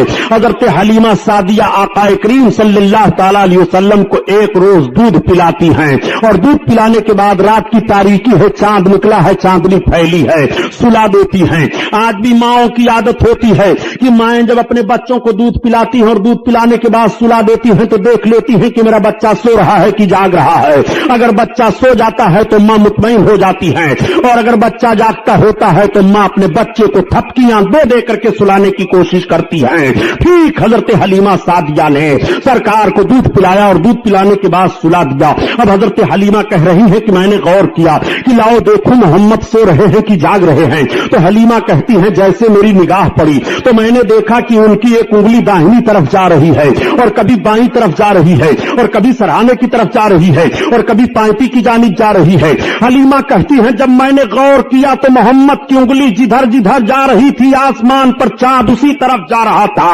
اگر وہ اپنی انگلی داہنی طرف لے جا رہے ہیں تو چاند داہنی طرف جا رہا ہے, اگر انگلی کو سرہانے کی طرف لے جا رہے ہیں تو چاند سرہانے کی طرف جا رہا ہے, اگر انگلی کو پائپی کی جانب لے جا رہے ہیں تو چاند پائپی کی جانب جا رہا ہے. جدھر ان کی انگلی گھوم رہی ہے آسمان پر چاند اسی طرف گھوم رہا ہے. اعلیٰ حضرت عظیم البرکت اسی طرف اشارہ فرماتے ہیں کہ چاند جھک جاتا جدھر انگلی اٹھاتے مہد میں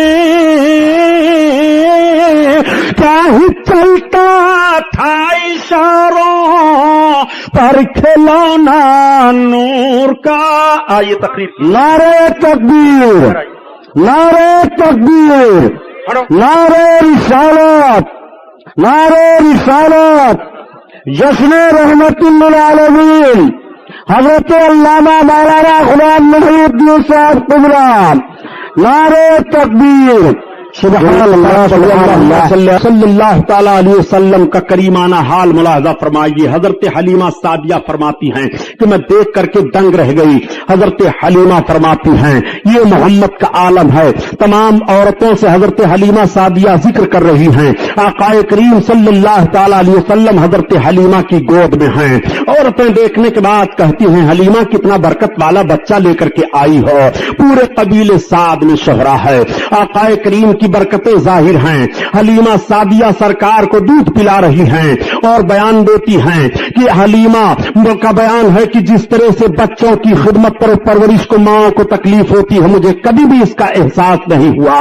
میرے آقا صلی اللہ تعالیٰ علیہ وسلم دودھ پینا جب چھوڑ دیتے ہیں تو حضرت حلیمہ سعدیہ سرکار کو لے کر کے آپ کی ماں کے پاس آ گئی اور پھر اجازت لیتی ہیں. کہتی ہیں بہن آمنہ خاتون ان کو ہمارے پاس چند برس اور رہنے دو.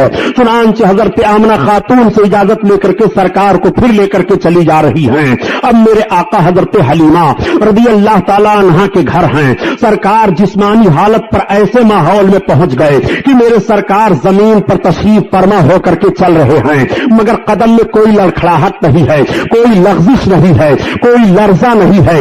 دیکھنے والے دیکھ کر کے حیران رہ جاتے ہیں. اے حلیمہ تو نے جس بچے کی خدمت کی ہو ان کا چلنا ذرا دیکھو.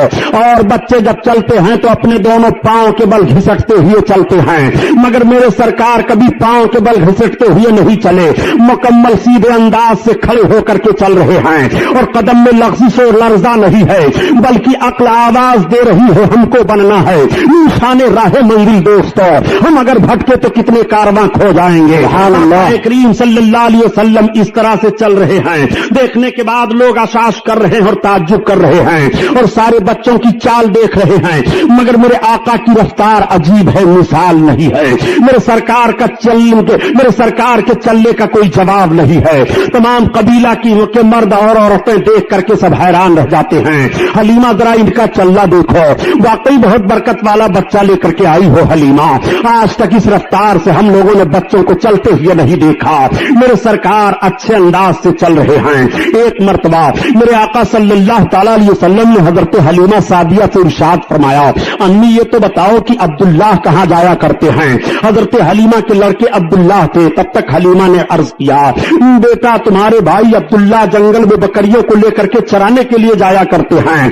آقا نے ارشاد فرمایا امی کل سے میں بھی جانا چاہتا ہوں. حلیمہ عرض کرتی ہے بیٹا میں تمہیں حکم تو نہیں دے سکتی مگر جانا چاہتے ہو تو تمہارے لیے کوئی روک نہیں ہے. جب شام کو حضرت عبداللہ حضرت حلیمہ کے لڑکے آئے گھر تو حضرت حلیمہ نے بیان دیا بیٹا کل جب تم بکریوں کو لے کر کے جانا تو اپنے حجازی بھائی محمد کو بھی لیتے جانا ساتھ میں. آج جب کچھ لوگ کہہ دیا کرتے ہیں کہ نبی کریم صلی اللہ تعالیٰ علیہ وسلم بکریاں چراتے تھے, میں عرض کرتا ہوں پیارے ذرا جملہ سنبھالو تاکہ ایمان کا جنازہ نہ نکلنے پائے. میرے آقا صرف بکریاں ہی چرایا نہیں کرتے تھے بلکہ بکریوں کے چرانے کا پس منظر بھی ملاحظہ کرا. میرے سرکار بکریاں چرانے تو ضرور جا رہے ہیں جنگل میں مگر اس ماحول پر نگاہ تو رکھو تاکہ عظمت مصطفیٰ تمہارے دل میں بیٹھ جائے اور تمہارے ایمان کا جنازہ نہ نکلنے پائے. آقا کریم صلی اللہ تعالیٰ علیہ وسلم صبح جب ہوئی حضرت عبداللہ نے اپنی بکریوں کو کھول کر کے کٹگھرے سے نکالنا چاہا. بکریاں ساری نکل آتی ہیں. میرے آقا بھی تشریف فرما ہو گئے. اب عبداللہ ہانک رہے ہیں بکریوں کو مگر بکریاں چل نہیں رہی ہیں. عبداللہ نے حضرت حلیمہ کو پکارا امی یہ بکریاں تو چل نہیں رہی ہیں. تب تک حضرت حلیمہ نے دیکھا اور دیکھنے کے بعد کہا اے بیٹا عبداللہ یہ بکریاں محمد کے آگے آگے نہیں چلیں گی. محمد کو لے کر کے آگے ہو جاؤ پھر بکریاں پیچھے چلیں گی. میں عرض کرتا ہوں اے مسلمانوں یہ جانور بھی پہچان رہے ہیں یہ نبی ہے ان کے آگے آگے نہ چلو, یہ رحمت للعالمین ہے ان کے آگے آگے نہ چلو, ان کے آگے آگے نہ چلو, یہ امام الانبیاء ہیں ان کے آگے آگے نہ چلو. جانور تو نبی کو پہچان رہے ہیں کہ ان کے آگے آگے نہ چلو. یہ کیسے جانور ہیں جو نبی سے بڑھنے کی کوشش کر رہے ہیں, سبحان اللہ کوشش کر رہے ہیں. اسی لیے میں عرض کرتا ہوں پیارے نبی کو پہچانتا کون نہیں ہے, نبی کو سب پہچان رہے ہیں, نبی کو بہرے بر पहचान रहे हैं, नबी को खुश्क-ओ-तर पहचान रहे हैं, नबी को जमीन पहचान रही है, नबी को आसमान पहचान रहा है, नबी को चांद सूरज पहचान रहे हैं, नबी को खुश्की तरी पहचान रही है, नबी को हवा फिजा पहचान रही है, नबी को शजो हजर पहचान रहे हैं, नबी को जमादात नबातात पहचान रहे हैं, सब नबी को पहचान रहे हैं। अगर नबी को कोई नहीं पहचान रहा है तो या तो वो सर्कस इंसान है जो नबी को नहीं पहचान रहा है, सर्कस जिन है जो नबी को नहीं पहचान रहा है, वरना नबी को कौन नहीं पहचानता है। ये आकाए करीम सल्लल्लाहु अलैहि वसल्लम है जिनके आगे आगे जानवर नहीं चल रहे हैं। अब आकाए करीम सल्लल्लाहु अलैहि वसल्लम आगे चल रहे हैं और सारी बकरियों को अब्दुल्ला हाँकते हैं तो बकरियां पीछे चली जा रही हैं। जब मेरे आका जंगल में तशरीफ फरमा हुए, बकरियां तो चली गई पहाड़ियों के अंदर, झाड़ियों में चरने लगी। आकाए करीम सल्लल्लाहु ताला अलैहि वसल्लम चल रहे हैं तो सख्त पत्थरों पर सरकार के निशाने कदम पड़ रहे हैं। अब्दुल्ला देख करके हैरान रह जाते हैं। और जब मेरे आका दरख्त के नीचे खड़े हुए तो दरख्त का साया दूसरी जानिब था, मगर मेरे सरकार जिस तरफ तशरीफ फरमा हुए दरख्त का साया उसी तरफ चला आया। और जब सरकार दरख्त के करीब जाने लगे तो दरख्त सरकार की तरफ झुक गया। अदर पे अब्दुल्ला देख करके हैरान रह जाते हैं। जब शाम हो गई आए तो अपनी माँ से बयान किया। अम्मी गजब हो गया। कहा क्या? कहा आज अजीब मामला मैंने मोहम्मद के साथ देखा। कहा क्या तुमने देखा? कहा ये जब जा रहे थे तो रेतीली जमीन पर इनके कदम पड़ते थे तो निशान नहीं जाहिर होते थे, मगर सख्त पत्थरों पर कदम रखते थे तो पत्थरों पर इनके पैरों के निशान जाहिर हो जाया करते थे। हजरत हलीमा बयान फरमाती है बेटा किसी से कहना नहीं। और अम्मी यही नहीं बल्कि जिस दरख्त के नीचे हम गए उस दरख्त का साया इसी तरफ चला आया। और अम्मी यही नहीं बल्कि जब हम दरख्त के पास जाने लगे तो दरख्त झुक गया है। अम्मी में घबरा गया था। हजरत हलीमा कहती है बेटा तुम्हें घबराने की जरूरत नहीं है। मोहम्मद से इस तरह से बहुत सारी बातों को देखने की मिली हैं। ये बहुत अजीम इंसान हैं, ये बहुत बरकत वाले हैं। आज फिर मेरे सरकार जंगल में तशरीफ ले गए। अब जब मेरे आका जंगल में तशरीफ ले गए पहाड़ियों के दरमियान, तो पहाड़ियों के अंदर जितने चरिंद परिंद थे वो सब के सब उड़ उड़ करके आकर के उसी दरख्त पर बैठ गए और मुड़लाने लगे। गोया सरकार की जियारत कर रहे हैं। तमाम जानवर जंगल से निकल आए और वो सरकार की तरफ देख रहे हैं और देखने के बाद अपनी पेशानी को जमीन पर रख रहे हैं और रखने के बाद वो जंगल की तरफ चले जा रहे हैं। आका सल्लल्लाहु अलैहि वसल्लम घर की तरफ तशरीफ ला रहे हैं तो सारे बकरियां चली आ रही हैं। बकरियों को हाँकने की जरूरत नहीं पड़ रही है। हजरत हलीमा की बकरियां कटघरे में पहुंच जाती हैं। कोई एक बकरी भी जाया नहीं होती है। और पूरे खानदान में, पूरी आबादी में जब से मेरे आका तशरीफ ले गए थे किसी बकरी को कोई जानवर किसी दिन नुकसान नहीं पहुंचाया था। मौसमी बुखार मेरे सरकार को हो गया। जब ये बातें बयान की जाती हैं तो मुखालिफ ग्रुप के लोग कभी कह दिया करते हैं कि नबी की फजीलत में यह हदीस शरीफ तो ज़ईफ है, यह हदीस शरीफ तो ज़ईफ है, यह हदीस तो ज़ईफ है। मैं कहता हूं जब फजाइल नबी की बात आए तो तुम्हें हदीस ज़ईफ दिखाई दे रही है। आखिर किन हदीसों को तुम कभी तस्लीम करते हुए नबी करीम सल्लल्लाहु अलैहि वसल्लम की फजीलत को तस्लीम करोगे? यह मुस्तफा की अजमत का बयान है, इसमें ज़ईफ हदीस और कभी हदीस का मामला नहीं है। अपने आका की अजमत समात फरमाते चलो। नबी कौनैन सल्लल्लाहु ताला अलैहि वसल्लम को मौसमी बुखार हुआ। मेरे सरकार 3 दिन जंगल में तशरीफ नहीं ले गए। तब तक हलीमा के लड़के रोते चिल्लाते हुए आए और अर्ज करते हैं अरे अम्मी जान आज तो सबसे ज्यादा दूध देने वाली बकरी को जंगल का शेर उठा ले गया है। हलीमा रोने लगी। मेरे आका ने आंखें खोल दी, इरशाद फरमाया अम्मी क्या बात है? हलीमा अर्ज करती है बेटा मोहम्मद सबसे ज्यादा दूध देने वाली बकरी को जंगल का शेर उठा ले गया है। मुझे ये फिक्र नहीं है कि दूध देने वाली बकरी थी, मैं इस फिक्र में रोने लगी हूँ कि जब से आप मेरे घर आए थे मैं आपको लेकर के आई थी, मेरी ही बकरी नहीं बल्कि आबादी में किसी का जानवर नुकसान नहीं हुआ था। आज जानवर कैसे हमारी बकरी को उठा ले गया इसमें कोई राज है। तब तक मेरे सरकार खड़े हो गए और इरशाद फरमाते हैं चलो किधर से जंगल का शेर आया था। पहाड़ी के एक चट्टान पर आकर के उनके लड़के खड़े हो जाते हैं और इशारा से बयान देते हैं इसी तरफ से आया था शेर। मेरे सरकार ने उसी तरफ रुखे नबूवत किया। क्या कहना के बाद इरशाद फरमाते ही या अबल हारिस इतना फरमान था कि जंगल में जितने शेर चीते चरिंदे परिंदे हैं सब बाहर निकल आ रहे हैं। नबी बुला रहे हैं चलो चलो, बुला रहे हैं चलो चलो, इमामुल अंबिया बुला रहे हैं चलो चलो, रहमतुल लिल आलमीन बुला रहे हैं चलो चलो। सारे जानवर चले आ रहे हैं और सारे के सारे लोग लाइन से खड़े हो जाते हैं। तब तब तक जंगल का एक बूढ़ा शेर निकलता है और बकरी का कान पकड़े लिए हुए चला आ रहा है। उसने बकरी को छोड़ दिया, बकरी उधर चली गई। हजरत हलीमा सरकार का चेहरा देख रही है। मेरे आका ने जानवरों से इरशाद फरमाया, मेरी बकरी क्यों उठा ले गए थे? तो हलीमा कह रही हैं कि मोहम्मद की बोली तो मैं समझ रही थी, मगर जानवर क्या बोल रहे थे इसको मैं न समझ पाई। हलीमा ने दामन थामा, अर्ज किया, बेटा जानवर तुमसे कैसी बातें कर रहे थे? तो आका इरशाद फरमाते हैं, ए अम्मी, जब मैंने उन जानवरों से पूछा कि मेरी बकरी क्यों उठा ले गए थे, तो उन जानवरों ने यही जवाब दिया कि आज 3 दिन का अरसा गुजर गया था, आप आए नहीं थे, आपका चेहरा देखने को नहीं मिला था। तो सारे जानवरों ने मशवरा किया कि हलीमा की बकरी उठा लाओ, छुड़ाने के लिए आप ही आ जाएंगे और आप ही की जियारत नसीब हो जाएगी, इसलिए काम किया गया। सुभान अल्लाह। जानवर हैं जो नबी का चेहरा देखने के लिए तरस रहे हैं और जंगल के जानवर सरकार का चेहरा देखने के लिए निकल आ रहे हैं। यही वजह है कि हलीमा के घर जब तक मेरे आका हैं, आबादी के लोग जब जाते सवेरे तो सरकार का मुकद्दस चेहरा देख कर जाते और हलीमा से कहते, ए हलीमा, मोहम्मद का चेहरा हमें दिखा दिया करो। जब उनका चेहरा हम देख करके जाया करते हैं तो हमारा दिल भलाई से गुजर जाया करता है। ए हलीमा, जब हम उनका चेहरा देख करके जाते हैं तो हमारा काम बन जाया करता है। ये मेरे आका का मुकद्दस चेहरा है कि जब देख करके लोग जाएं तो काम बन जाया करे, दिन भर भलाई से गुजर जाए। और एक उन लोगों का भी चेहरा है कि निगाह पड़ जाए तो दिन भर खाना पानी दाना नहीं मिलेगा, एक्सीडेंट हो जाएगा, सवारी नहीं मिलेगी। खुदा की कसम, नबी के चेहरे का हाल तो यह है कि रब ताला रुखे नबूवत की कसम याद फरमा रहा है, वद्दुहा वल्लैलि इज़ा सुभान अल्लाह, तुम्हारे रुखे रोशन की कसम है, तुम्हारे सुल्फ़े मुअम्बरी की कसम है। नबी आखिरुज़्ज़मा सल्लल्लाहु अलैहि वसल्लम का वो मुकद्दस चेहरा है कि जिनके चेहरे की कसम रब याद फरमा रहा है। आओ, जानवर देखने के लिए तरस रहे हैं, आओ, बातें बताने की बात नहीं है प्यारे, बल्कि समझने की बात है। ऐलाने नबूवत के बाद का एक माहौल अर्ज करता चलूं ताकि आपके जहन में बात नशीन हो जाए।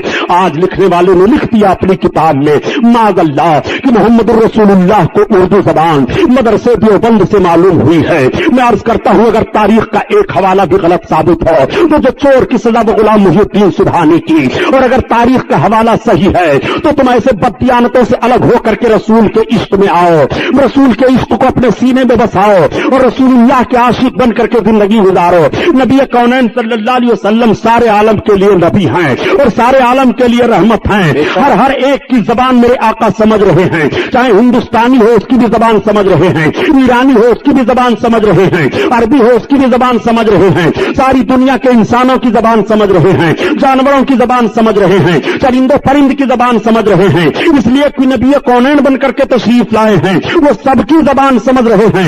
अरे यार, याद रखो, हजरत आदम अलैहिस्सलातु तस्लीम को 7 लाख जबानों का इल्म था और इस वक्त दुनिया में सिर्फ 30,000 जबानें बोली जा रही हैं, 30,000 जबानें बोली जा रही हैं। और हजरत आदम अलैहिस्सलाम को 7 लाख जबानों का इल्म था। नबी कौनैन सल्लल्लाहु अलैहि वसल्लम तो इमामुल अंबिया हैं। नबी को अल्लाह ताला ने सारे उलूम अता फरमा दिए हैं। कोई ऐसी जबान नहीं है जिस जबान को मेरे आका ना जान रहे हों।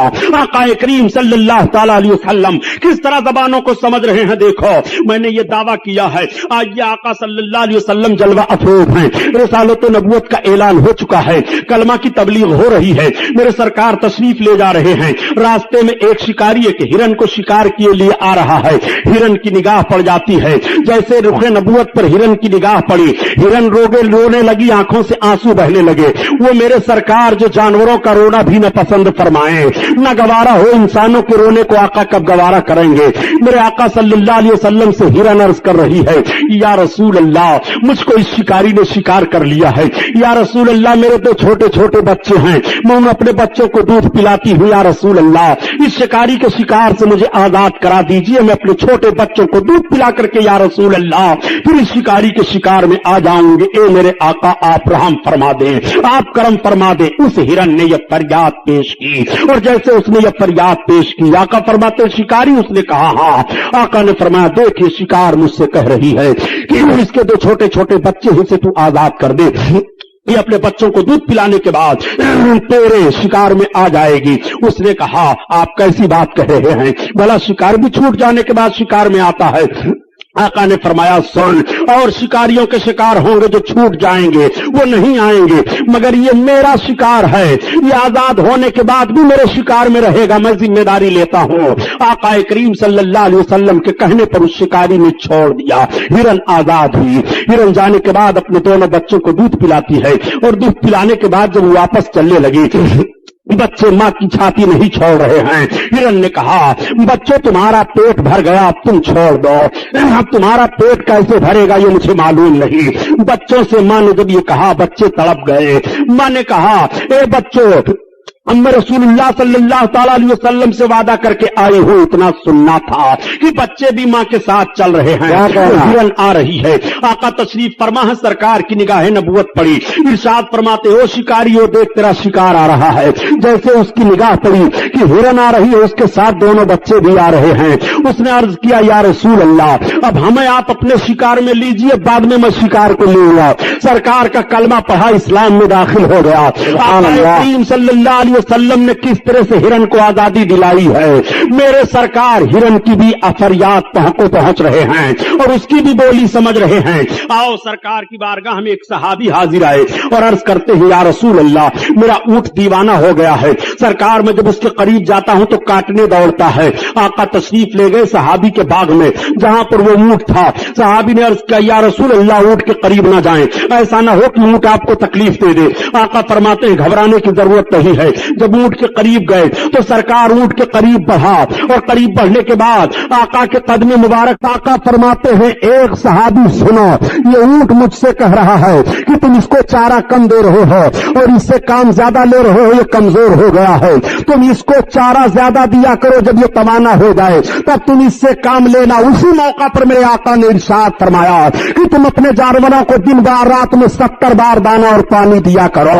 جس نبی نے جانوروں پر اتنا رحم فرمایا ہو اس نبی کا رحم و کرم ہوگا۔ وہ نبی سارے عالم کے لیے رحمت بن کر کے تشریف لائے ہیں، وہ رحمت للعالمین ہے۔ جانوروں پر کس طرح رحمت ہو رہی ہے، میرے سرکار نے جانوروں پر کس طرح کرم فرمایا ہے، میرے آقا تشریف فرما ہے۔ تب تک پرندے حاضر ہو جاتے ہیں اور عرض کرتے ہیں یا رسول اللہ یہ آپ کی امت کے چھوٹے چھوٹے بچے ہمارے گھونسلوں کو اجاڑ دیا کرتے ہیں، یا رسول اللہ ہم پرندے تنکوں کو چک چک کر کے لاتے ہیں اور گھونسلے بناتے ہیں، سرکار اپنے ان امت کے بچوں کو آپ منع فرما دے۔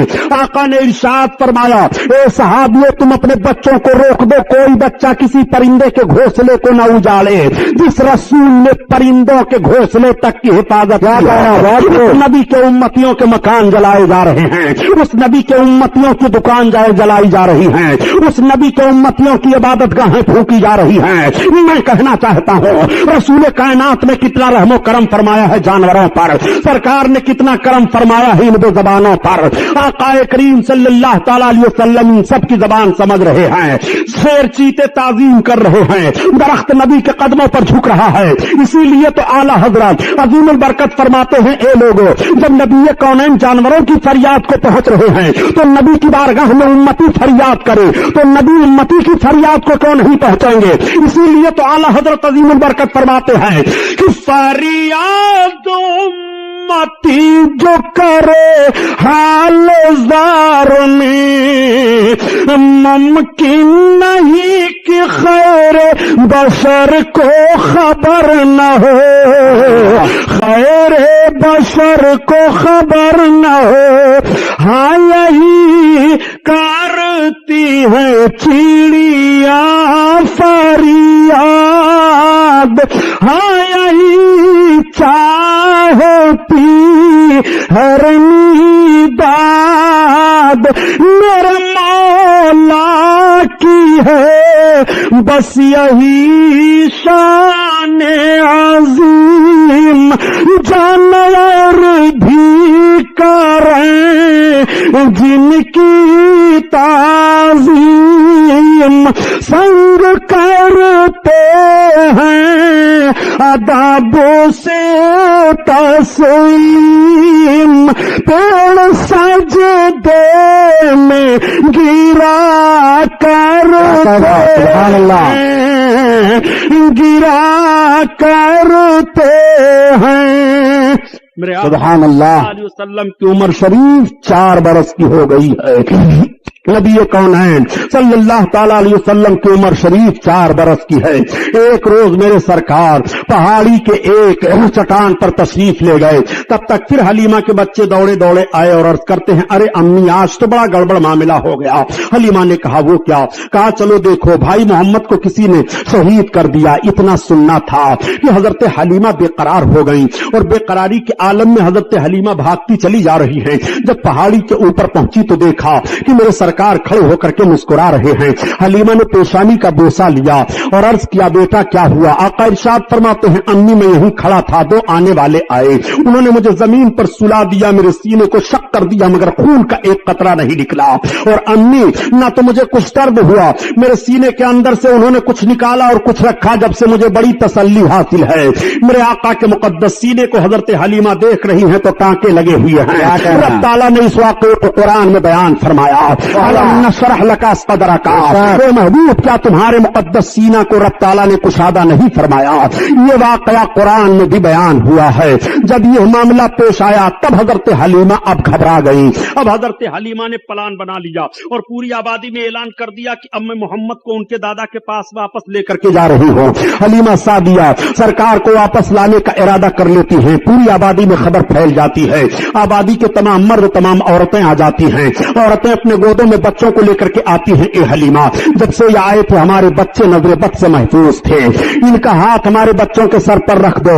میرے آقا صلی اللہ علیہ وسلم ان بچوں کے سر پر اپنا دست نبوت رکھ رہے ہیں. راوی کا بیان یہ ہے کہ نبی کونین نے حلیمہ کے گھر سے چلتے ہوئے جن بچوں کے اوپر دست نبوت رکھا تھا, جب میرے سرکار نے اعلان نبوت فرمایا تو وہ سارے کے سارے لوگ اسلام میں داخل ہو گئے تھے.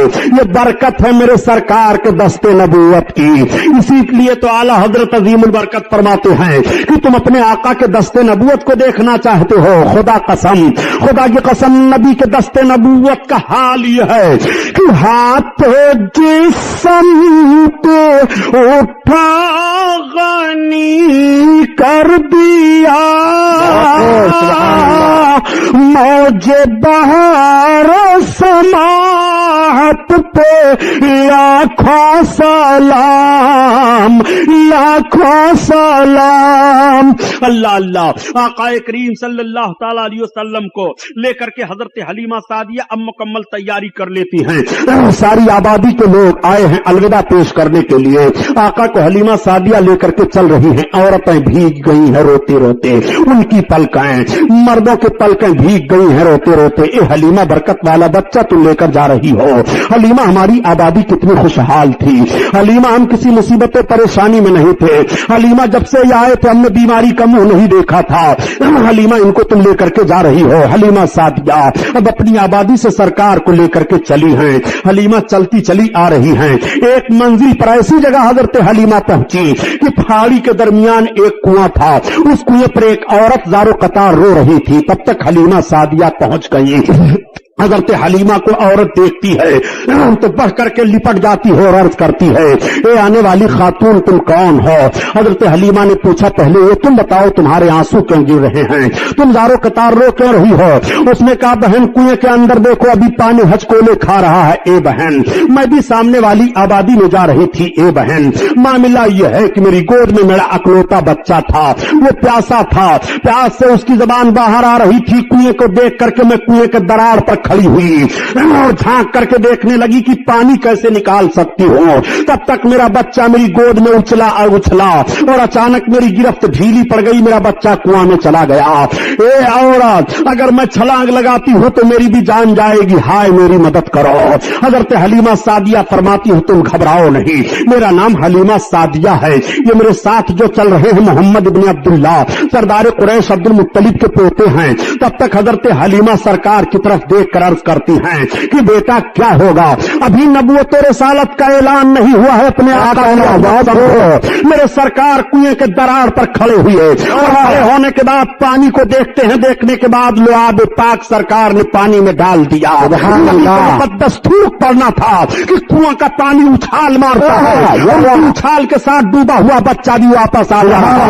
عورت دوڑ کر کے قدم پر گر پڑتی ہے اور عرض کرتی ہے اے حلیمہ تم اپنے ساتھ بچہ لے کر چل رہی हो कि कोई फरिश्ता लेकर चल रही हो। हलीमा ने कहा तुमने यही एक वाकया देखा, तुम घबरा गई हो, ऐसे ना जाने कितने वाकयात मैंने देखे हैं, इसी बुनियाद पर तो इनको इनके आप दादा के पास लेकर के जा रही हो। चुनांचे अर्ज करने का मतलब यह है प्यारे कि मेरे सरकार ने अपना लुआब शरीफ ही कुआं में क्यों डाला। वैसे ही सरकार फरमा देते बच्चा बाहर निकल आता तो बयान किया जाता है कि उस कुएं का पानी खारी था, मेरे सरकार का लुआब शरीफ पड़ गया तो कुएं का पानी मीठा हो गया, ऐसा मीठा हुआ कि कोई पानी उसके मिसाल में नहीं है। मेरे सरकार ने मदीना शरीफ के कुएं में लुआब शरीफ डाला था, उस वक्त भी पानी मीठा हो गया था। आला हजरत अजीमुल बरकत इसीलिए फरमाते हैं कि यह नबी का मुकद्दस थूक है कि अगर पानी में पड़ जाए पानी खारी हो तो मीठा हो जा रहा है, उस पानी को पी लो तो सेहतमंद हो जाओ, उस पानी को पिए तो प्यास दूर हो जाए, उस पानी का कोई मुकाबला नहीं कर सकता है।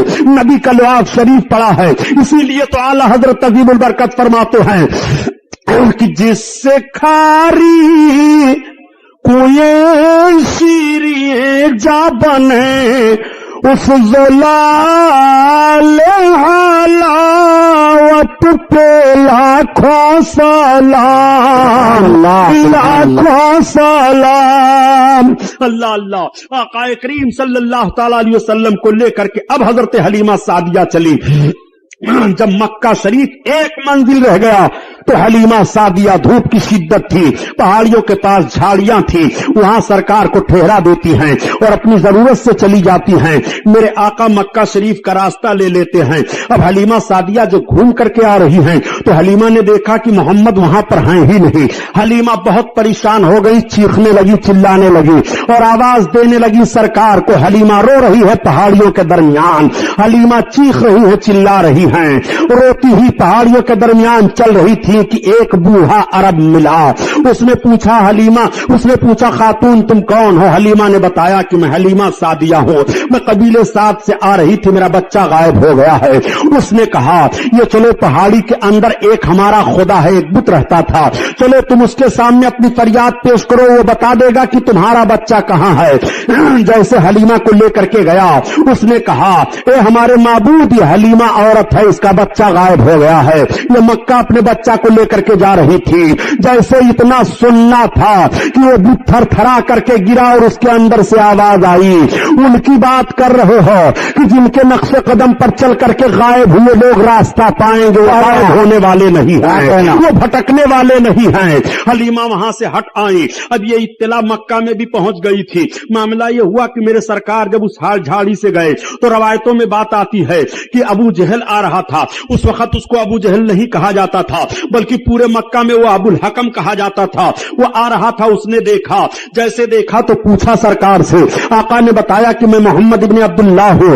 इतना सुनना था, वो अपनी सवारी से उतर पड़ा और उतरने के बाद सरकार को बैठा लिया और आगे बैठ करके चलने लगा। अब सवारी नहीं चल रही है, वो बहुत परेशान हो गया। फिर सरकार को आगे बैठाया और पीछे अपना बैठा। अब सवारी हाँक रहा है तो सवारी भागती चली जा रही है। गोया उस सवारी को भी मालूम है कि दुश्मन रसूल आगे बैठे और सरकार पीछे बैठे, मैं नहीं जाऊंगी। मेरे सरकार जब आगे बैठ रहे हैं और दुश्मन पीछे बैठा है, अब सरकार को लेकर के सवारी भाग रही है। मक्का में इत्तला पहुंच चुकी थी कि हलीमा सरकार को लेकर के आई थी और रास्ते में कहीं मेरे आका गायब हो गए। आका के दादा जान हजरत अब्दुल मुत्तलिब भी तैयारी करके निकलने वाले थे। तब तक अबू जहल पहुंच गया और पहुंचने के बाद कहा ये सरदार कुरैश, ये लीजिए आपके पोते मोहम्मद हैं। ये मैं नहीं जानता कि ये मेरे साथ क्या करेंगे, लेकिन ऐसा ऐसा मामला पेश आया है। उस जालिम को क्या खबर है कि बद्र के मकाम पर तलवार घुट्टी से काटेगी। उस जालिम को क्या खबर है कि गड्ढे में डाला जाएगा। उस जालिम को क्या खबर है कि सबसे बड़ा मक्का का दुश्मन सरकार का यही होगा। अबू जहल ने यह कहा हजरत अब्दुल मुत्तलिब से और कह करके फिर ये चला गया। अब आप आयत करीमा तिलावत कीजिए। मुफस्सिरीन की एक जमात का कहना है वो वजद का दालन फहदा, ए महबूब हमने तुम्हें खुद रफ्ता पाया, वो रफ्ता पाया अपनी मोहब्बत में तो तुम्हें राह दी। आला हजरत ने यह तर्जमा किया है। इस इस आयत करीमा की तफसीर करते हुए मुफस्सिर फरमाते हैं, ए महबूब, जब तुम हलीमा सादिया से मक्का के करीब पहाड़ी में गायब हुए थे तो हमने तुम्हें अपनी तरफ राह दे दी है। वो वजदका दाल्लन सहदा, ए महबूब, तुम्हें हमने राह दे दिया है। आका करीम सल्लल्लाहु ताला अलैहि वसल्लम चले आ रहे हैं। अब दादा जान की गोद में पहुंच गए, तब तक हलीमा सादिया भी रोती चिल्लाती हुई पहुंची। हलीमा सादिया को इल्म हो गया कि मेरे आका अपने दादा के पास पहुंच चुके हैं। उस वक्त मेरे सरकार की उम्र शरीफ 5 बरस की बताई जा रही है। आका करीम सल्लल्लाहु अलैहि वसल्लम के दादा जान ने हजरत हलीमा के पहुंचने पर हलीमा को तसल्ली दी और फरमाया कोई परेशानी की बात नहीं है। हजरत हलीमा को 1000 ऊंट और 50 रतल सोना आपके दादा जान ने सरकार के दूध पिलाने की खिदमत में दे दिया। इतना किसी औरत को इनाम नहीं मिला था जितना हलीमा सादिया को इनाम मिला है। वही हलीमा जो गुर्बत अफलास की मारी हुई थी, मुफलिस कल्लाश थी, मगर वही हलीमा अम्मालदार हो जा रही है। हलीमा 1000 ऊंट के मालिक हो गई और 1000 ऊंट की मालिका बनने के बाद 50 रतल सोना भी उन्हें मिल जाता है। हलीमा ये सारी रकम, सारी जायदाद लेकर के अपने घर वापस हो रही है। मेरे सरकार दादा जान के पास रह रहे हैं।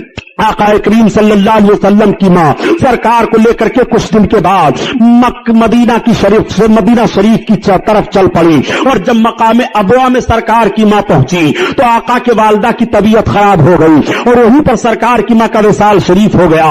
वहीं पर आपके मज़ार अनवर को की जियारत हुई, लेकिन चंद साल हुए कि वहां पर दो खबीस हुकूमत ने आका के वालिदे करीमा के मज़ार पाक को ढा दिया। माज़अल्लाह, आका करीम सल्लल्लाहु ताला अलैहि वसल्लम के मां की एक कनीज थी, वो सरकार को मक्का वापस लेकर के चली आई, मदीना नहीं गई। अब मेरे सरकार अपने दादा जान के पास रह रहे हैं। दादा जान को सरकार से बड़ी मोहब्बत है। जब तक हजरत अब्दुल मुत्तलिब खा नहीं लेते हैं तब तक खुद, जब तक सरकार को खिला नहीं देते हैं खुद खाते नहीं। जब तक मेरे आका सो नहीं जाते हैं तब तक हजरत अब्दुल मुत्तलिब सोते नहीं हैं। वो जहां जहां चलते हैं सरकार को साथ लिए रहते हैं।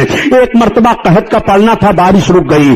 तमाम लोगों ने कहा, ए सरदार कुरैश, इस वक्त बारिश नहीं हो रही है। आका करीम सल्लल्लाहु अलैहि वसल्लम को लेकर के आपके दादा जान खाने काबा में गए और सरकार के वसीले से दुआ मांगते हैं, फौरन बादल छा गया, बारिश होने लगी। आका करीम सल्लल्लाहु ताला अलैहि वसल्लम से इस कदर दादा जान को मोहब्बत है। सारे अरब के लोग देख रहे हैं और कह रहे हैं कि किसी दादा को अपने पोते से इतनी मोहब्बत नहीं है जितनी सरदार कुरैश को मोहम्मद बिन अब्दुल्लाह से मोहब्बत हो गई है। 8 बरस का अरसा गुजरने वाला है, लेकिन जब मेरे सरकार की उम्र शरीफ 7 बरस की थी तो मक्का में एक कबायली झगड़ा हो गया था।